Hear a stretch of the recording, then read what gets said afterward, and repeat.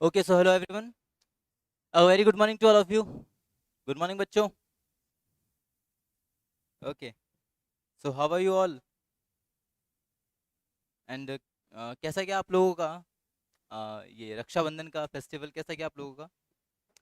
I hope सभी का अच्छा गया होगा. ओके, ठीक है सर. ठीक.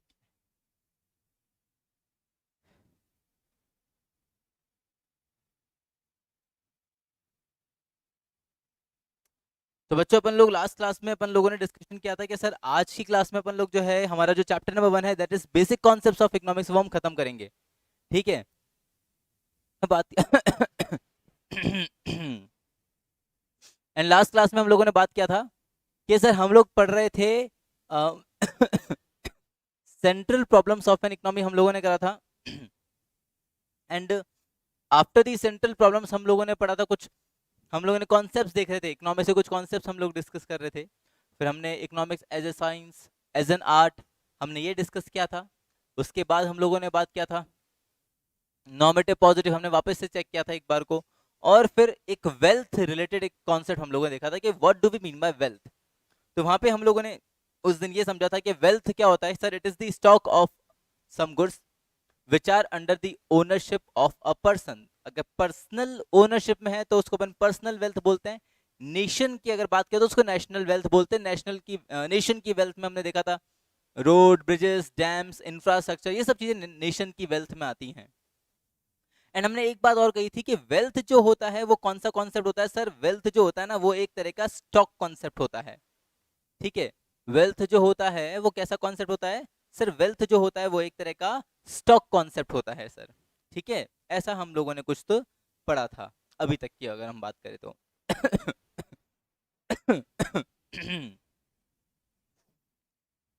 चलिए आगे बढ़ते हैं वहां से अब हम. ठीक है. आगे कॉन्सेप्ट हम लोग डिस्कस करेंगे अभी क्लास में.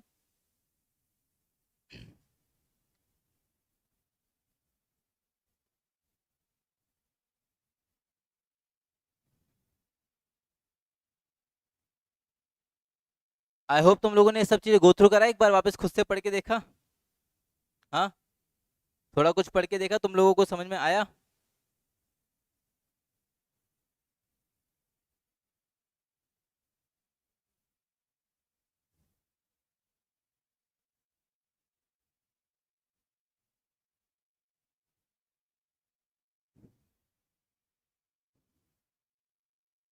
ओके.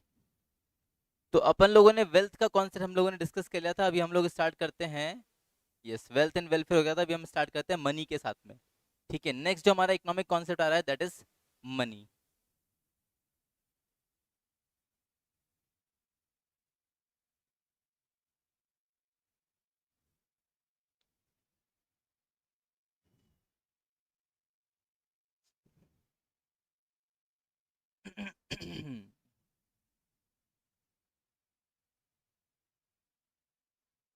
Okay sir. तो चलिए इसको वैसे पढ़ने की जरूरत पड़ेगा नहीं. आप लोग बचपन से पढ़ते आ रहे हो. मनी व्हाट इज मनी बच्चों. What do we mean by money sir. Money is a medium of exchange. Money क्या होता है sir. Money is a medium of exchange. Money एक ऐसा कुछ तरीका है जिसके थ्रू हम लोग एक्सचेंज को फैसिलिटेट कर सकते हैं.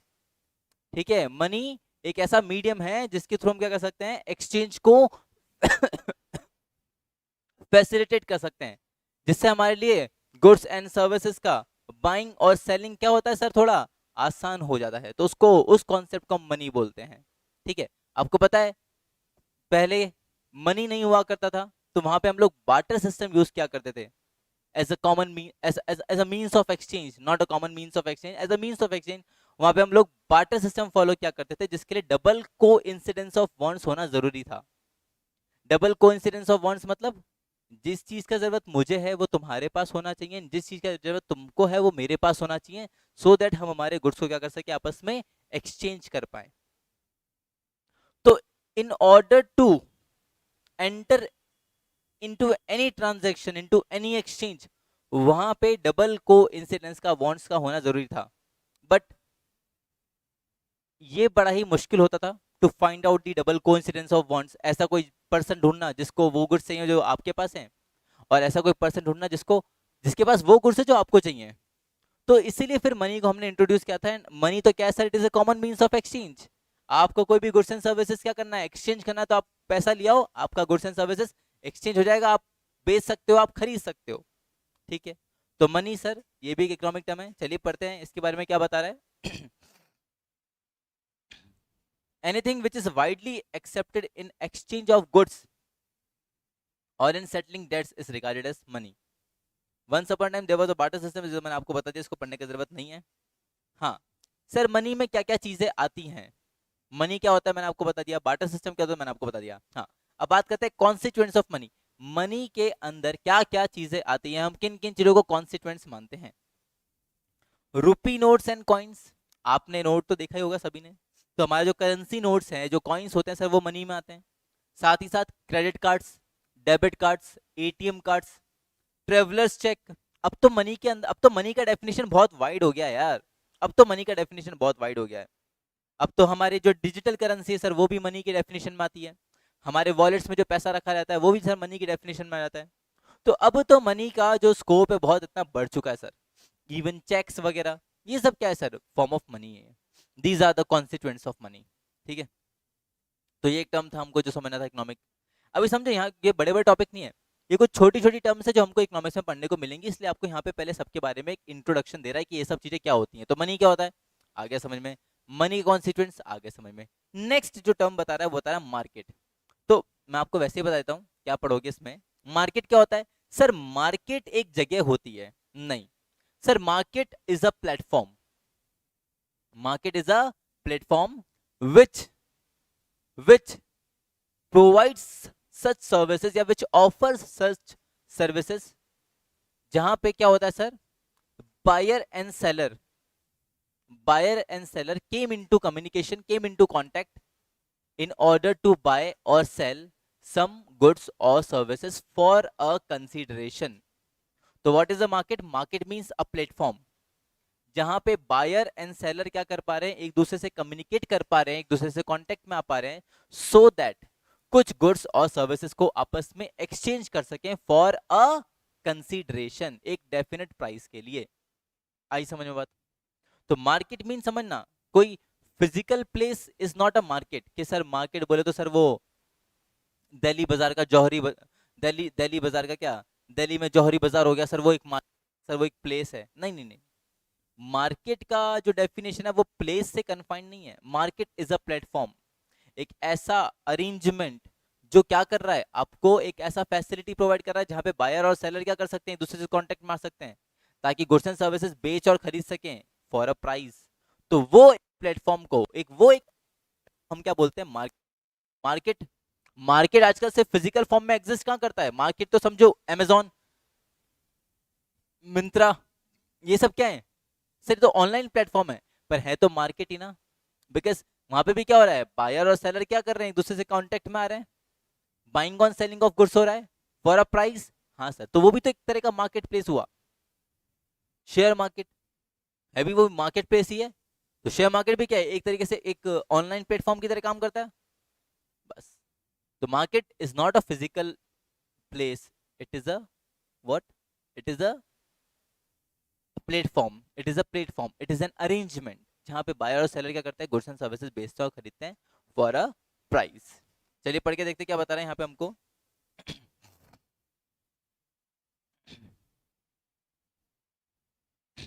In ordinary language, the term market refers to a place where the goods are bought and sold. Bought and sold in ordinary language, आम भाषा में कहें तो। But in economics, it refers to a system, a platform, or an arrangement by which the buyers and sellers established contact with each other directly or indirectly with a view to purchase and sell the commodity। जो मैंने आपको बताया as it is वही। Now sir, market के function, market के क्या क्या functions होते हैं, क्या क्या फंक्शन परफॉर्म करता है मार्केट। तो sir, to determine the price of the goods, market का फंक्शन तो ये रहता है कि भाई कोई गुड्स एंड सर्विसेज का प्राइस डिटरमाइन करना with the help of demand and supply, and to determine the quantity of goods. ठीक है, market mechanism, what is market mechanism. तो market mechanism means the totality of all markets that is the markets. The market mechanism determines the price and quantities bought and sold. So what is market mechanism? It is the functioning of the market which helps in which helps in determining the price and quantity of a commodity, nothing else. Then capital stock and investment. Capital stock और investment क्या होता? तो basically समझो, investment is the process of capital formation. ध्यान से सुनो जो बता रहा हूं. Investment is the process of capital formation. Capital build करने का जो प्रोसेस होता है, कैपिटल बढ़ाने का जो प्रोसेस होता है, उसको हम बोलते हैं इन्वेस्टमेंट. तो what is investment? Investment is the process of capital formation.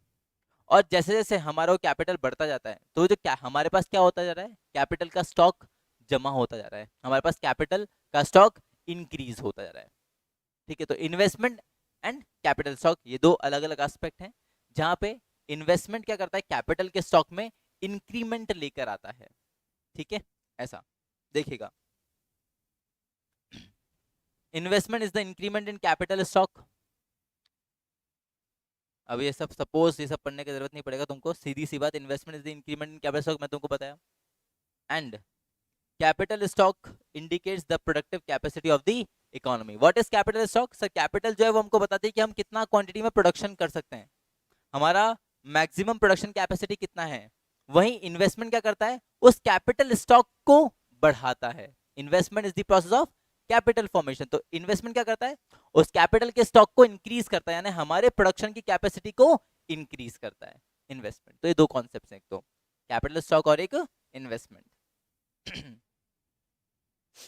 Types of investment, एक होता है रियल इन्वेस्टमेंट और एक होता है पोर्टफोलियो इन्वेस्टमेंट. रियल इन्वेस्टमेंट मतलब जब आप कोई फिजिकल असेट्स अक्वायर करो. ठीक है, जब आप क्या करो? जब आप कोई फिजिकल असेट्स अक्वायर करो, जैसे आप plant, machinery, land, building, equipments, इन सब चीजों में पैसा लगाते हो, इन सब चीजों में पैसा खर्च करते हो, इन्वेस्ट करते हो, तो उसको हम बोलते हैं रियल इन्वेस्टमेंट. ओके, देखिएगा. An increase in the real capital stock is called real investment. For example, machines, raw material, building, ये सब क्या है? ये सब कैपिटल गुड्स हैं. तो इनमें जब हम पैसा लगाते हैं तो उसको हम क्या बोलते हैं? रियल इन्वेस्टमेंट बोलते हैं. ठीक है. वहीं दूसरा होता है पोर्टफोलियो इन्वेस्टमेंट. पोर्टफोलियो इन्वेस्टमेंट क्या होता है? जब आप शेयर्स, सिक्योरिटीज, डिबेंचर्स, ये सब में क्या करते हो? पैसा इन्वेस्ट करते हो. ठीक है, तो उसको अपन बोलते हैं पोर्टफोलियो इन्वेस्टमेंट. अब एक बात ध्यान रखना, रियल इन्वेस्टमेंट आपकी प्रोडक्शन की कैपेसिटी को बढ़ाएगा, बट पोर्टफोलियो इन्वेस्टमेंट आपकी प्रोडक्शन की कैपेसिटी को नहीं बढ़ाएगा, वो सिर्फ आपकी अर्निंग्स को बढ़ाएगा. वो सिर्फ आपकी अर्निंग्स को बढ़ाएगा. ठीक है, ऐसा. जैसे देखिए, पोर्टफोलियो इन्वेस्टमेंट बोला है, the purchasing of new shares of a company is called portfolio investment. Okay, तो जब आप रियल एसेट्स वगैरह परचेस करते हो तो दैट इज दी मतलब जब आप फिजिकल एसेट्स परचेस कर रहे हो, ऐसा समझो, तो वो क्या है? आपका रियल इन्वेस्टमेंट है. ओके, एंड जब आप शेयर्स वगैरह में इन्वेस्ट कर रहे हो तो that is your portfolio investment. इससे आपका प्रोडक्शन कैपेसिटी बढ़ेगा. इससे आपका प्रोडक्शन कैपेसिटी तो नहीं बढ़ता, बट इससे आपका रिटर्न्स, आपका इनकम्स बढ़ता है. ठीक है, ऐसा चीज sir.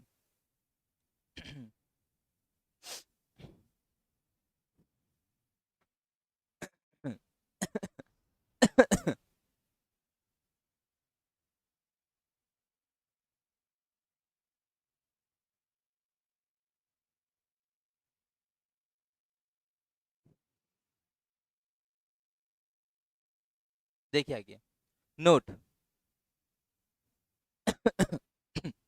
purchasing of an existing share from another shareholder is not an investment because it cannot increase the capital stock of the company. It is the saving that are invested. ठीक है, ये हाँ, ये बात ध्यान रखना आप लोग. If you want to invest, तो बेटा इन्वेस्टमेंट के लिए पहले आपके पास क्या होना जरूरी है? उसके लिए हमारे पास पहले सेविंग्स का होना जरूरी है. Without savings we can not invest. ठीक है, क्योंकि देखो, इनकम के दो पार्ट होते हैं. हम जो पैसा अर्न करते हैं ना, उसके दो पार्ट्स होते हैं. एक होता है कंजम्पशन, एक होता है इन्वेस्टमेंट. इन्वेस्टमेंट बाद में आता है, पहले आता है सेविंग्स. हम जो पैसा अर्न करते हैं ना, उसका हम दो हिस्सा कर लेते हैं. कौन सा दो हिस्सा कर लेते हैं? एक पार्ट हम करते हैं कंज्यूम, है ना. एक पार्ट से हम क्या करते हैं? हम कंज्यूम करते हैं, हम हमारा खर्चा करते हैं. और दूसरा पार्ट हमारी इनकम का हम लोग सेव करते हैं. एंड आउट ऑफ दो सेविंग्स हम क्या करते हैं? हम हमारे पैसे को फिर सेविंग से इन्वेस्ट करते हैं. सेविंग्स में से पैसा निकालते हैं और उसी पैसे को हम फिर क्या करते हैं? इन्वेस्ट करते हैं. तो फॉर मेकिंग इन्वेस्टमेंट हमारे पास सेविंग होना जरूरी है, ठीक है ऐसा। तो इसलिए आपका इक्वेशन ही बनता है। ये इक्वेशन आपके किसी काम का नहीं है अभी तो, क्योंकि हमारे सिलेबस में इसका कोई मतलब नहीं, पर फिर भी मैं आपको बताता हूँ। इनकम के दो पार्ट होते हैं बच्चों। आपका जो इनकम है उसका दो पार्ट होता है। एक तो इससे आप खर्च करते हो यानी कंज्यूम करते हो, जिसको अपन कंजम्पशन एक्सपेंडिचर बोलते हैं। ओके, कंजम्पशन एक्सपेंडिचर बोलते हैं। और प्लस बाकी जो पैसा बचता है उसको हम करते हैं सेव। और क्योंकि हम जो पैसा सेव करते हैं उसे हम क्या करते हैं बच्चों, इन्वेस्ट करते हैं। इसलिए एक इक्वेशन इसने बना के दे दी, इनकम यानी y is equals to consumption plus investment. Okay, बस इससे ज़्यादा तुमको इसमें कुछ नहीं पढ़ना, कुछ भी नहीं। हाँ, इन्वेस्टमेंट की बात कर लेते हैं। दो तरह का इन्वेस्टमेंट होता है, एक तो होता है ग्रॉस इन्वेस्टमेंट, एक होता है net investment. Gross investment, net investment क्या है अभी सुनना एक बार में। हमने कोई मशीन परचेस किया आज, वो मशीन मैंने परचेस करा 1 लाख में।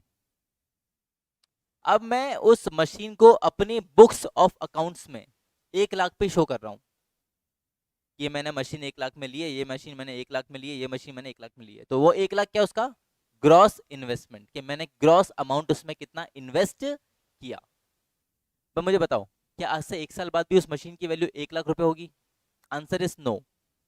बट स्टिल मैं उस मशीन को 1 लाख पे शो कर रहा हूं, तो वो क्या है, ग्रॉस इन्वेस्टमेंट, जो बता रहा है कि मैंने इसमें ग्रॉस कितना अमाउंट इन्वेस्ट किया था। वहीं दूसरी तरफ 1 साल बाद उसकी असली वैल्यू क्या होनी चाहिए, 90,000 या 95,000 या 85,000। तो after deducting depreciation, after deducting depreciation from it, जो मुझे रियलाइजेबल वैल्यू मिलेगा ना, that is the net investment. ठीक है, मेरे को जो रियलाइजेबल वैल्यू मिलेगा, यानी 1 लाख जो मेरा ग्रॉस इन्वेस्टमेंट था उसमें से मैंने डेप्रिसिएशन हटाया, तो मेरे को जो वैल्यू मिलेगा, जो मुझे रियलाइज्ड वैल्यू बता रहा है कि हाँ आज अगर मैं मशीन जाके बेचूं तो कितना मिलेगा, तो वो मेरा क्या कहलाएगा, नेट इन्वेस्टमेंट कहलाएगा। ठीक है, ऐसा चीज। तो दो ये इन्वेस्टमेंट होते हैं, वन इज ग्रॉस इन्वेस्टमेंट जो आपको बताता है कि आपने कितना अमाउंट इसमें इन्वेस्ट कर रखा है, एंड दूसरा नेट इन्वेस्टमेंट जो आपको उसकी रियलाइजेबल वैल्यू इंडिकेट करता है। ठीक है, फिर इन्वेस्टमेंट दो तरह का होता है, एक तो होता है इन्वेंट्री इन्वेस्टमेंट, एक होता है फिक्स इन्वेस्टमेंट। सीधा सीधा समझने का, पढ़ने का जरूरत नहीं पड़ेगा तुम लोग को। फिक्स इन्वेस्टमेंट मतलब हमने जो खर्चा किया on the acquisition of land and building, plant and machinery, यानी फिक्स्ड असेट्स खरीदने पे, ध्यान से सुनना, फिक्स्ड असेट्स खरीदने पे हमने जो भी खर्चा किया वो हमारा है फिक्स्ड इन्वेस्टमेंट। सीधी सी बात, देखो investment made in fixed assets like machines, buildings, factories, shares, ये सब क्या है, फिक्स्ड इन्वेस्टमेंट है। वहीं ऐसा कोई खर्चा जो हम किस पे कर रहे हैं, रॉ मटेरियल पे कर रहे हैं, या हमारे स्टॉक पे कर रहे हैं, स्टॉक असेट्स में होता है ना, करंट असेट्स में स्टॉक, इन्वेंट्री जिसको बोलते हैं। हाँ, तो इन्वेंट्री के ऊपर जो खर्चा कर रहे हो, रॉ मटेरियल अक्वायर कर रहे हो, semi finish goods, finish goods, इनका जो स्टॉक होता है उसको अपन बोलते हैं इन्वेंट्री इन्वेस्टमेंट। क्लियर है? तो ये इन्वेस्टमेंट के दो आपके टाइप्स होते हैं। नेट ग्रॉस बता दिया मैंने। नाउ नेक्स्ट आता है प्रोडक्शन। प्रोडक्शन क्या होता है वो हम ऊपर पढ़ के आए थे पहले ही, याद है, प्रोडक्शन डिस्ट्रीब्यूशन एक्सचेंज हमने पढ़ा था। तो प्रोडक्शन तो हम ऑलरेडी पढ़ के आ रहे हैं। व्हाट इज प्रोडक्शन, मैंने बताया था आपको, production is the process of value addition या creation of utility is production. कोई चीज जो हमारे काम की नहीं उसको काम का बना लेना इज प्रोडक्शन। एंड प्रोडक्शन में इन्वॉल्व होता है, क्या इन्वॉल्व होता है प्रोडक्शन में, कि जब हम रॉ मटेरियल को फिनिश गुड्स में कन्वर्ट करते हैं तो दैट इज कॉल्ड प्रोडक्शन। ठीक है। और फैक्टर्स ऑफ प्रोडक्शन भी पढ़े थे हमने, लैंड, लेबर, कैपिटल, ऑर्गेनाइजेशन यानी एंटरप्रेन्योर। ये चार चीजें होती है जो हमको प्रोडक्शन करने में काम आती हैं, लैंड, लेबर, कैपिटल, एंटरप्रेन्योर। ये चार के बिना हम प्रोडक्शन नहीं कर सकते, इनको हम फैक्टर्स ऑफ प्रोडक्शन बोलते हैं। ठीक है, if you guys remember. Consumption क्या होता है, हमने देखा था सर, कंजम्पशन क्या होता है सर, ये हमारी नीड्स एंड वांट्स को सेटिस्फाई करने के लिए हमको कंजम्पशन करना पड़ता है गुड्स का, है ना। हम जो एफर्ट्स लगाते हैं हमारी नीड्स एंड वांट्स को सेटिस्फाई करने के लिए उसको हम बोलते हैं कंजम्पशन। कंजम्पशन कौन करता है, कंज्यूमर करता है सर। ठीक है, तो consumption is defined as the satisfaction of human wants through the use of goods. फिर सेविंग, सेविंग जो होता है सर वो इनकम का पार्ट होता है। जब हम हमारे इनकम में से हमारे खर्चों को हटा देते हैं, हमारे कंजम्पशन को हटा देते हैं, तो जो हमारे पास लेफ्ट ओवर पोर्शन बचता है दैट इज सेविंग। और उसी सेविंग को हम इन्वेस्ट करते हैं, ठीक है।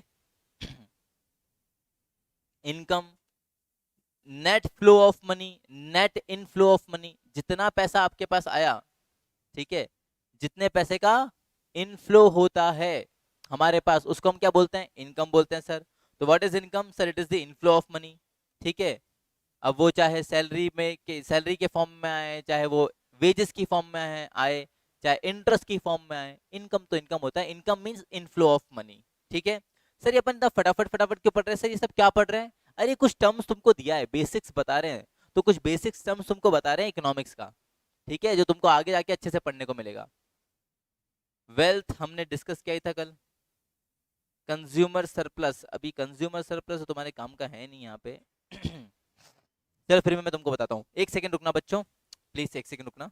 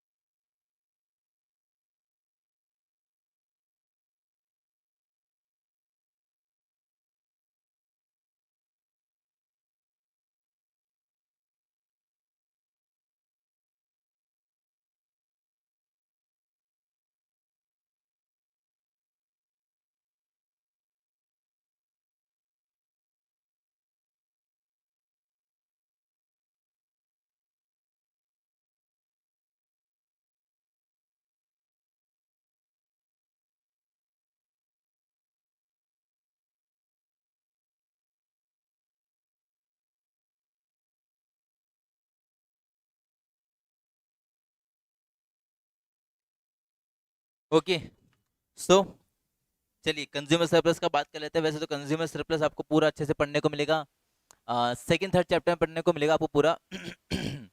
बट ठीक है, अभी हमको छोटा सा एक पार्ट दिया हुआ है तो उसको पढ़ के देख लेते हैं। आपको बताता हूँ मैं क्या होता है कंज्यूमर सरप्लस। ध्यान से सुनना बच्चों, अभी इसको हम पढ़ेंगे नहीं, सिर्फ कॉन्सेप्ट समझेंगे। What is consumer surplus? देखो, कभी कभी ऐसा होता है ना, कोई मूवी रिलीज होता है, ठीक है, जैसे लेट्स टेक एन एग्जांपल, कोई भयंकर मूवी का एग्जांपल दो, इन्फिनिटी, नहीं नहीं, end game, Avengers end game का अपन लोग बात करते हैं। तो मूवी रिलीज हुआ, हाँ सर, तो जिस दिन रिलीज होता है ना मूवी, तो वीकेंड्स के दिन पे ना वो टिकट का प्राइस थोड़ा हाई रहता है, खासकर तभी जब नया नया मूवी रिलीज होता है। तो if you guys ever noticed, खैर अभी तो अपन को हॉल सिनेमा हॉल में जाए हुए बहुत टाइम हो गया, जमाना हो गया, ऐसा लगता है पता नहीं कितने पुरानी बात है, पर ठीक है, इतनी पुरानी नहीं है कि अपन याद ही नहीं कर पाए।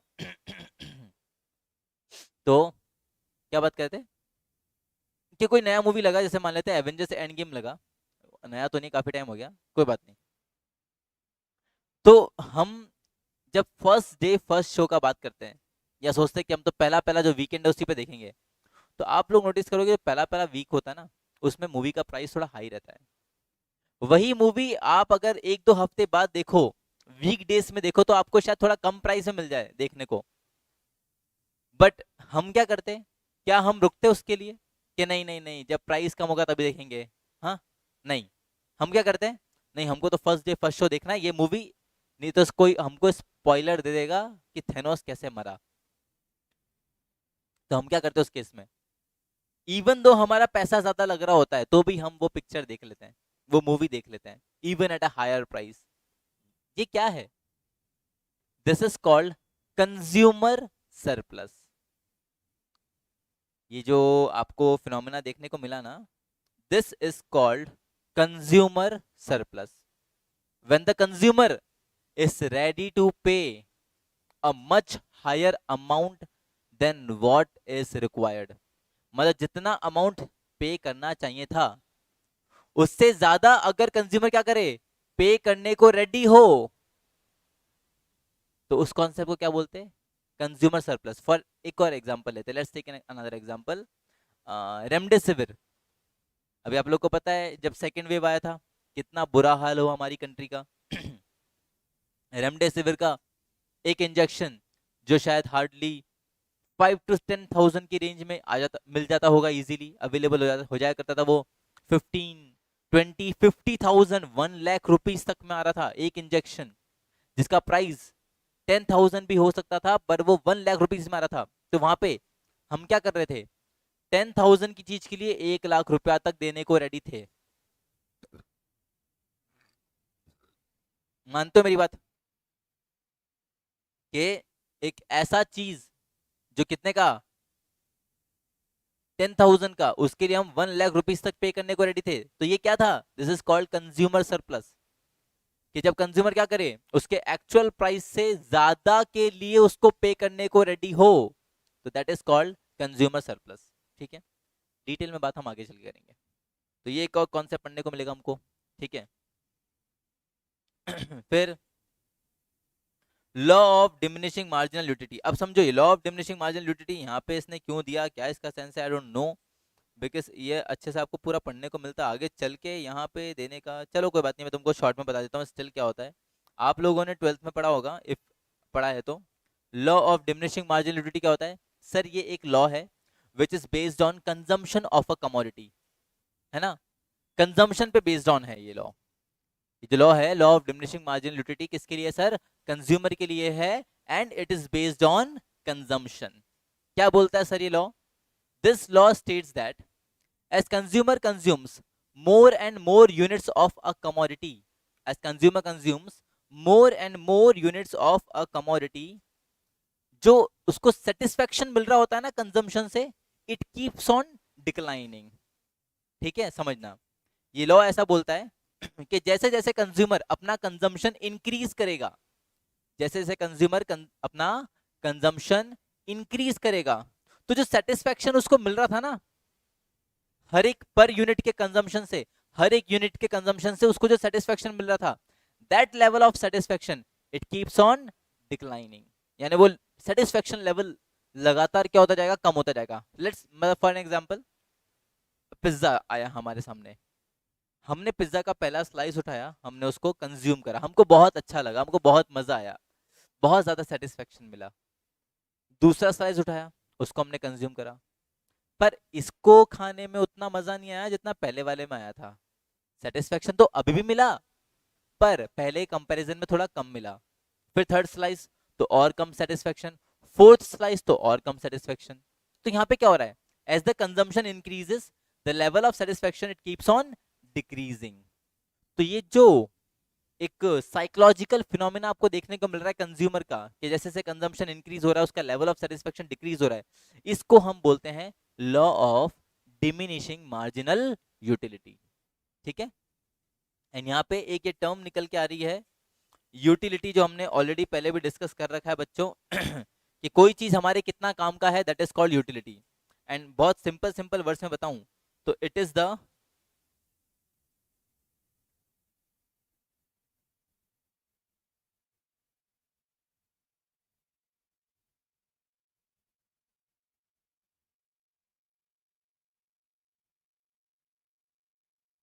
it is the want satisfying power of a commodity. Okay, it is the want satisfying power of a commodity। कोई commodity हमारी नीड्स एंड वांट्स को कितना सेटिस्फाई कर सकती है, तो वो जो कमोडिटी ना उसका जो कैपेसिटी है कि वो हमारी नीड्स एंड वांट्स को सेटिस्फाई कर पाएगा, तो वो कमोडिटी हमारी नीड्स एंड वांट्स को कितना सेटिस्फाई कर सकती है, तो that capacity of satisfying our needs and wants उसको अपन बोलते हैं utility. It is the want satisfying power of a commodity. कोई कमोडिटी हमारी नीड्स एंड वांट्स को कितना सेटिस्फाई कर सकता है, तो वो उसका क्या कहलाता है, यूटिलिटी कहलाता है। जैसे हमको प्यास लग रही है, हमने पानी पिया तो हमारी प्यास बुझ गई, हमको सेटिस्फेक्शन मिल गया, तो ये उस पानी की क्या थी, यूटिलिटी थी। ठीक है, और यहाँ पे आपको 3 तरह का यूटिलिटी देखने को मिलता है बच्चों। एक आपको देखने को मिलता है total utility, means total satisfaction. आपने कोई यूनिट कंज्यूम करा, आपको जो टोटल सेटिस्फेक्शन मिला, दैट इज टोटल यूटिलिटी। एक होता है मार्जिनल यूटिलिटी, मैंने एक एडिशनल यूनिट कंज्यूम किया, मार्जिनल मतलब होता है एडिशनल। तो जब भी मैंने एक एडिशनल यूनिट कंज्यूम किया, उस एडिशनल यूनिट को कंज्यूम करने से मेरे को जो एडिशनल सेटिस्फेक्शन मिला, समझो मैंने 5 स्लाइस ऑफ पिज्जा खाया तो मेरे को कुछ कुछ सेटिस्फेक्शन मिला। जैसे ही मैंने 6th यानी एक एडिशनल यूनिट ऑफ पिज्जा वापस कंज्यूम किया, मेरे को इस बार जो एडिशनल सेटिस्फेक्शन मिल रहा है, दैट इज मार्जिनल यूटिलिटी, यानी additional satisfaction by consuming an additional unit of a commodity। ऐसे ही तो आपका ये बनता है, यहाँ पे इसको कर्व बना के दे रखा है दोनों के बारे में। इनके बारे में डिटेल में पढ़ेंगे अपन, अभी डिटेल में नहीं पढ़ा रहा क्योंकि ये अपन को आगे जाके वापस पढ़ना है, तो अभी ये सिर्फ एक ओवरव्यू अपन इसका लेके छोड़ रहे हैं, ठीक है। इसलिए मैं आपको छोटा छोटा सा टर्म में इनको एक्सप्लेन कर रहा हूँ कि ये सब क्या होता है। ये पूरा कॉन्सेप्ट अपन डिस्कस करेंगे नेक्स्ट क्लास में ना, ये सब कर्व क्या किस कैसे बनाए वापस पढ़ेंगे इनके बारे में, डोंट वरी। फिर नेक्स्ट कॉन्सेप्ट आपको यहाँ पे जो बता रखा है डिमांड फोरकास्टिंग का दे रखा है। What do we mean by demand forecasting? Sir जब भी हम क्या करें, पास्ट के बिहेवियर को स्टडी करके फ्यूचर की डिमांड का क्या कर रहे हैं, प्रिडिक्शन लगा रहे हैं, ठीक है।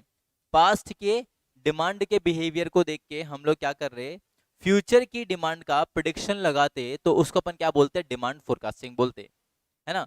कुछ फैक्टर्स को कंसीडर करके, ध्यान से सुनना बच्चों, कुछ फैक्टर्स को कंसीडर करके और पास्ट की डिमांड को जब हम एनालाइज करते हैं और उसके बेसिस पे जब हम फ्यूचर की डिमांड को प्रिडिक्ट कर रहे होते हैं, तो उसको अपन क्या बोलते हैं, डिमांड फोरकास्टिंग बोलते हैं। सिंपल सी बात, हाँ सर सिंपल सी बात। यहाँ पे आपको कुछ मेथड्स हमको पढ़ने को मिले। डिमांड फोरकास्टिंग भी सर हम कब पढ़ेंगे, हमारा एक चैप्टर आएगा डिमांड करके, theory of demand, law of demand का। तो पहले हम theory of demand, law of demand हम पूरा अच्छे से पढ़ेंगे, उसके बाद में हम लोग फिर डिमांड फोरकास्टिंग की बात डिटेल में करेंगे आगे चल के। तो कुछ मेथड्स होते हैं डिमांड फोरकास्टिंग, क्या, पास्ट के बिहेवियर को देख के कुछ फैक्टर्स को डिटरमाइन करके जब आप क्या करते हो, फ्यूचर की डिमांड को आप प्रिडिक्ट करो, that is called demand forecasting, ठीक है। तो कुछ मेथड्स है डिमांड फोरकास्टिंग के, तो सब हम पढ़ेंगे आगे की क्लास, आगे की चैप्टर्स में। Production possibility curve, PPC curve, ठीक है। क्या होता है सर पीपीसी कर्व? तो ये मैं आपको बता देता हूँ फटाफट से एक बार देखो क्या नाम है इसका, सर इसका नाम है प्रोडक्शन पॉसिबिलिटी कर्व। मतलब ये जो कर्व है ना, ये क्या करता है, आपको आपके प्रोडक्शन की पॉसिबिलिटी बताता है। यहाँ पे आप प्रोड्यूसर हो, समझ रहे हो, यहाँ पे आप कौन हो सर, यहाँ पे हम प्रोड्यूसर हैं। अभी law of diminishing marginal utility की बात कर रहे थे, तो वहां पे आप कंज्यूमर थे, वहां पे आप क्या थे, वहां पे आप कंज्यूमर थे। पर जब हम बात करते हैं इस कॉन्सेप्ट की, प्रोडक्शन पीपीसी की, तो पीपीसी बोले तो प्रोड्यूसर पॉसिबिलिटी कर्व, है ना, प्रोडक्शन पॉसिबिलिटी कर्व। तो यहाँ पे आप प्रोड्यूसर हो, तो ये कर्व क्या है sir, what is this curve is all about? तो ये जो कर्व है ना, this curve shows different combinations of two goods that a producer can produce with the given resources। समझना क्या हुआ, प्रोड्यूसर हूं, मेरे पास रिसोर्सेज लिमिटेड होंगे, मान लेते हैं मेरे पास 500 रुपीज हैं, ठीक है, और मुझे दो गुड्स का प्रोडक्शन करना है, good X and good Y. मैं प्रोड्यूसर हूं, मेरे पास 500 रुपीज हैं, मुझे दो अलग अलग तरह के गुड्स का प्रोडक्शन करना है, one is good X and the other one is good Y. Good X को प्रोड्यूस करने में मेरे को लगता है 10 रुपया, और गुड वाई को प्रोड्यूस करने में मेरे को लगता है 20 रुपीज। तो बताओ मैं कितना कितना अलग अलग यूनिट्स इन दोनों गुड्स का प्रोड्यूस कर सकता हूं। तो here I can produce, here I can produce, okay, 25 units of Y, ये तो रुपीज है, हाँ, here I can produce 25 units of Y and 0 units of X, क्योंकि 25 इंटू 20 तो 500 हो जाएगा, और I can produce 20 units of Y and कितना,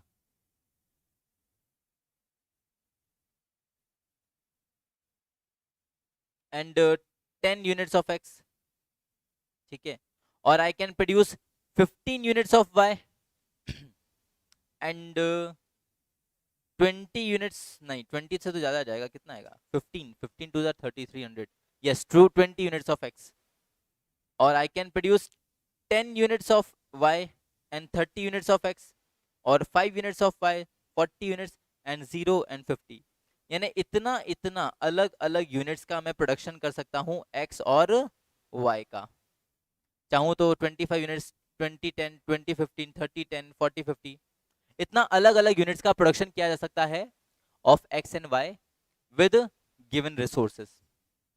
तो पीपीसी क्या करता है, पीपीसी मुझे बताता है, पीपीसी जो है ना वो मुझे बताता है कि मैक्स के विद द गिवन रिसोर्सेस कितना डिफरेंट डिफरेंट पॉसिबल क्वांटिटी, है ना, with the help of PPC मुझे ये पता चलता है कि कितना different different quantities of two goods I can produce with my given resources.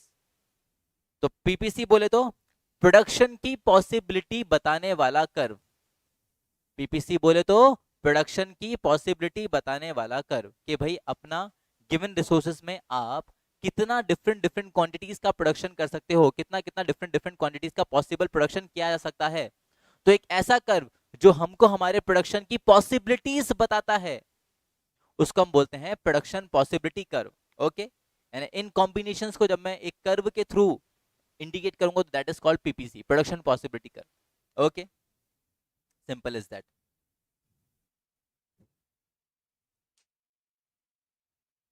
एक सेकेंड ये रहा, एक बार पढ़ लीजिए इसका डेफिनेशन पीपीसी का, एक बार पढ़ लीजिए इसको।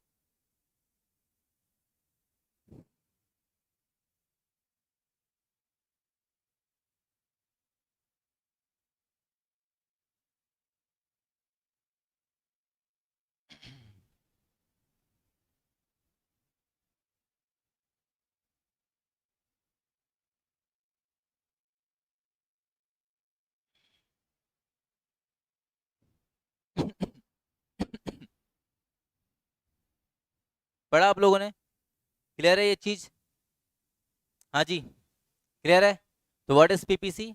Sir it is also called production possibility frontier, production possibility boundary, ये अलग अलग नाम दे रखे हैं। It curve shows various combination of two goods, है ना, जो एक प्रोड्यूसर क्या कर सकता है अपने गिवन रिसोर्सेज में प्रोड्यूस कर सकता है, ये बनता है पीपीसी। ये कर्व बच्चों दो बातें ध्यान रखना इसके बारे में, ये जो कर्व है ये कॉनकेव शेप का बनता है। कैसा बनता है? ये कर्व जो है सर कॉनकेव शेप का बनता है, ना बाहर की तरफ इसका कर्व रहता है, बाहर की तरफ ये कर्व निकलता हुआ बनता है।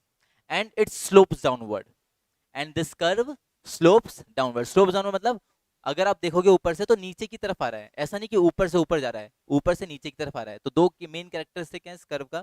First is it is concave to the origin and the other one is it slopes downward.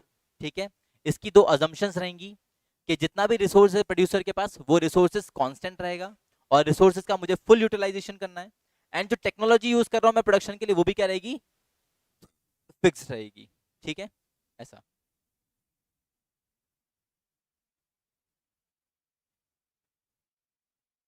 तो ये कुछ टॉपिक्स थे बच्चों जो आपको आपके फर्स्ट चैप्टर में दे रखे थे। इधर कुछ एमसीक्यूज दिया हुआ है, आ जाइए इसको हम कर लेते हैं साथ साथ। Who was the father of economics? तो एडम स्मिथ मैंने आपको बताया था। Normative economic theory deals with normative economics, what ought to be, है ना, यानी how the problem should be solved. Ceteris paribus, अब ये तुम्हारा जो है क्या चलता है sir, other things being constant, ये लॉ ऑफ डिमांड से रिलेटेड है, बाद में बात करेंगे। Microeconomic theory deals with economy individual units, हाँ sir. In economics goods include material things which can be transferred can be visible, तो yes sir दोनों। Human wants are unlimited. Production possibility curve कैसा होता है? Concave to the origin, अभी बताया मैंने आपको।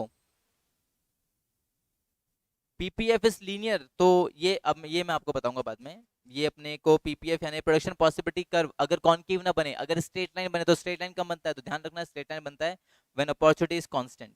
Okay, any point beyond PPF, PPF के आगे तो वो अनअटेनेबल कहलाता है। If an economy is working at the point left to PPF तो दैट मींस अनएम्प्लॉयमेंट। तो प्रोडक्शन पॉसिबिलिटी कर्व अपन ने यहाँ पे छोटा सा ही लिया है, मैंने अभी आपको सिर्फ पूरा नहीं करा प्रोडक्शन पॉसिबिलिटी कर्व, छोटा सा इंट्रोडक्शन दिया। क्यों? क्योंकि इसको हम आगे चल के पूरा डिटेल में पढ़ेंगे। ठीक है, तो प्रोडक्शन पॉसिबिलिटी कर्व क्या होता है, मार्जिनल अपॉर्चुनिटी कॉस्ट क्या होता है, अपॉर्चुनिटी कॉस्ट क्या होता है, उसके बारे में डिटेल डिस्कशन करेंगे। तो ये आज का जो क्लास था हमारा, यहाँ पे हम इसको एंड करते हैं, जहाँ पे हमारा फर्स्ट चैप्टर पूरा हो चुका है बेसिक कॉन्सेप्ट्स का। बेसिक कॉन्सेप्ट का तुम्हें ध्यान रखना है, क्योंकि ये सारे जो कॉन्सेप्ट अभी अपन ने देखे, PPC, law of diminishing marginal utility, ये सारे जो कॉन्सेप्ट है ना अपन वापस करेंगे। ठीक है, अभी सिर्फ इनको एक बार हमने गो थ्रू करा है, इनके बारे में डिटेल डिस्कशन हम लोग नेक्स्ट क्लास से स्टार्ट करेंगे। ठीक है बच्चों, तो बेसिक कॉन्सेप्ट जो हमारा चैप्टर था एक बार को वो यहाँ पे हमारा पूरा खत्म हुआ। अब नेक्स्ट जो चैप्टर आपको दे रहा है, आपके इसमें क्या दे रहा है एक बार देख लेते हैं अपन लोग। नेक्स्ट चैप्टर दे रहा है आप लोग को theory of demand and supply.